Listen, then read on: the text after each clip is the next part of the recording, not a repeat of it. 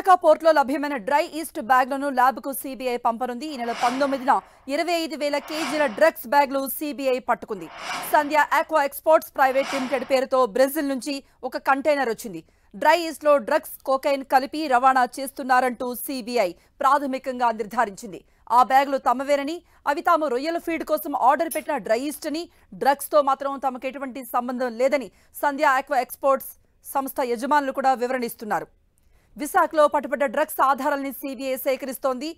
కొత్తపల్లి మండలం మూలపేటలో సంధ్య హ్యాచరీస్ లో సీబీఐ అధికారులు తనిఖీలు చేస్తున్నారు.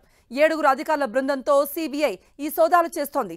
అక్కడ ఉన్న సిబ్బంది, కూలీల వివరాలు సైతం అధికారులు సేకరిస్తున్నారు. సంధ్య ఆక్వా ఎక్స్పోర్ట్స్ కు చెందిన రాష్ట్రంలో అన్ని బ్రాంచ్లపై కూడా అధికారులు ఏకకాలంలో తనిఖీలు నిర్వహిస్తున్నారు. విశాఖ తీరంలో డ్రగ్స్ కలకలం రేగింది. బ్రెజిల్ నుంచి విశాఖకు కంటైనర్లో 25,000 కిలోల డ్రగ్స్ వచ్చినట్టుగా అధికారులు గుర్తించారు. విశాఖలో ఒక ప్రైవేట్ ఆక్వా ఎక్స్పోర్ట్స్ కు వచ్చిన కంటైనర్లో డ్రగ్స్ ను పట్టుకున్నారు. ఇంటర్పోల్ సమాచారంతో ఢిల్లీ సీబీఐ, విశాఖలో సీబీఐ, కస్టమ్స్ అధికారులను అప్రమత్తం చేసింది. దీంతో ప్రత్యేక బృందాలు రంగంలో దిగాయి.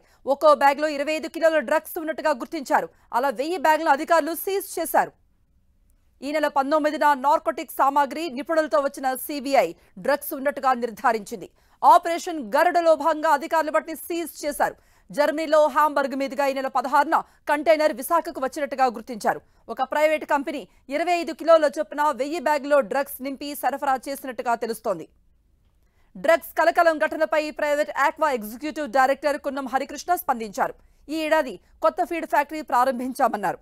25,000 కేజీల డ్రై ఈస్ట్ ను ఆర్డర్ చేశామన్నారు. బ్రెజిల్ నుంచి జనవరి 14న సరుకుతో నౌక బయలుదేరి 16న విశాఖకు వచ్చిందన్నారు. 19న సీబీఐ బృందం సరుకును పరిశీలించారన్నారు. అయితే ఇందులో మాదక ద్రవ్యాలు ఉన్నట్టుగా సీబీఐ అంటోందన్నారు. ఇవాళ మళ్లీ చెకింగ్ జరుగుతుంది. ఇది ప్రభుత్వాలకు సంబంధించిన అంశమని, తాము సీబీఐ విచారణకు పూర్తిగా సహకరిస్తామంటున్నారు హరికృష్ణ. ఇక ఈ వ్యవహారంలో అంతర్జాతీయ డ్రగ్ నెట్వర్క్ ప్రమేయం ఉండవచ్చని అధికారులు భావిస్తున్నారు.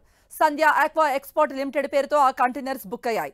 ఎంవీపీ కాలనీ, లాసన్స్ బే కాలనీలో సంధ్య ఆక్వా ఎక్స్పోర్ట్ కార్యాలయం ఉంది. బ్రెజిల్ నుంచి వచ్చిన కంటైనర్లో మిరియాలతో కలిపి డ్రగ్స్ రవాణా చేస్తున్నట్టుగా గుర్తించారు. ఈ వ్యవహారంలో సంధ్య ఆక్వా ఎక్స్పోర్ట్ పై సీబీఐ పలు సెక్షన్ల కింద కేసు నమోదు చేసింది. భారీ ఎత్తున డ్రగ్స్ విశాఖకు రాబోతోందని, ఇందులో అంతర్జాతీయ డ్రగ్స్ రాకెట్ ప్రమేయం ఉందని ఇంటర్పోల్ అధికారులు ఇచ్చిన సమాచారం మేరకు సీబీఐ అధికారులు వెంటనే రంగంలో దిగారు. వెంటనే 18న ఈమెయిల్ ద్వారా డ్రగ్స్ కు సంబంధించి సీబీఐకి కీలక సమాచారం అందించింది. ఇంటర్పోల్ సమాచారంతోనే సీబీఐ ఈ డ్రగ్ రాకెట్ ముఠా గుట్టును రట్టు చేశారు.